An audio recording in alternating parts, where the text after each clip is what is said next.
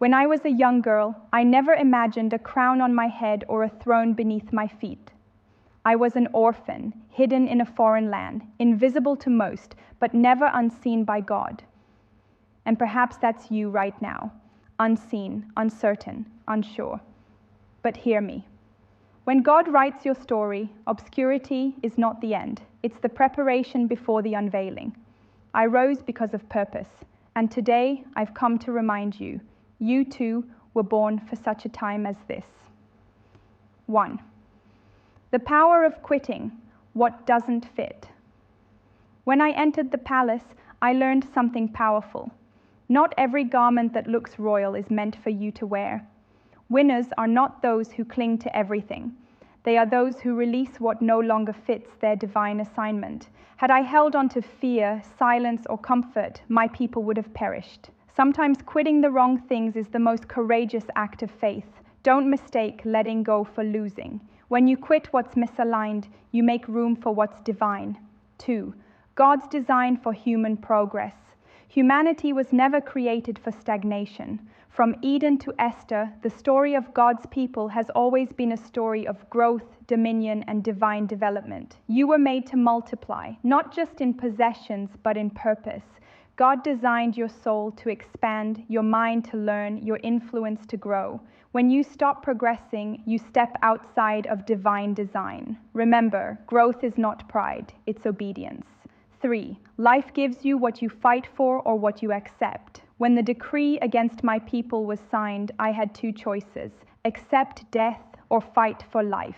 Your circumstances will give you exactly what you tolerate. Complacency is silent agreement with defeat, but struggle is partnership with destiny. I risked my life because I refused to accept destruction. If you want a better life, you must fight with faith, not against flesh, but against fear. 4. The role of resistance and adversity.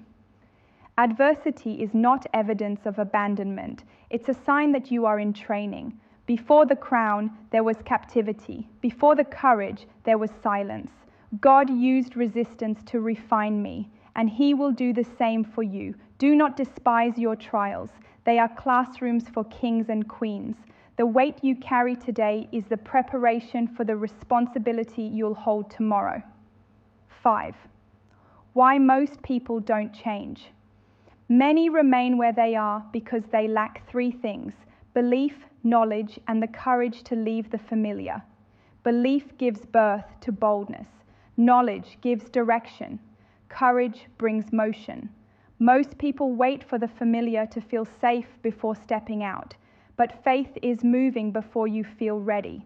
You cannot step into your next season while still clinging to the comfort of your last one. 6. The mandate to keep growing growth isn't optional. It's a mandate. The moment you stop learning, you start declining. Even as queen, I never stopped seeking wisdom.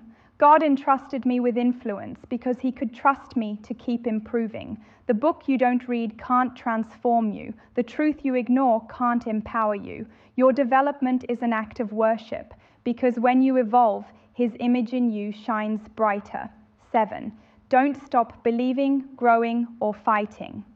So I charge you, as one who once stood trembling before a throne, do not stop believing when the world grows dark. Do not stop growing when others grow cold. Do not stop fighting when fear whispers quit. Your story isn't over, it's unfolding. Let go of what doesn't fit. Rise into what God designed and walk with the faith that you are enough for your divine assignment. Because victory doesn't belong to the strongest. It belongs to those who believe, grow, and refuse to accept less than what God promised.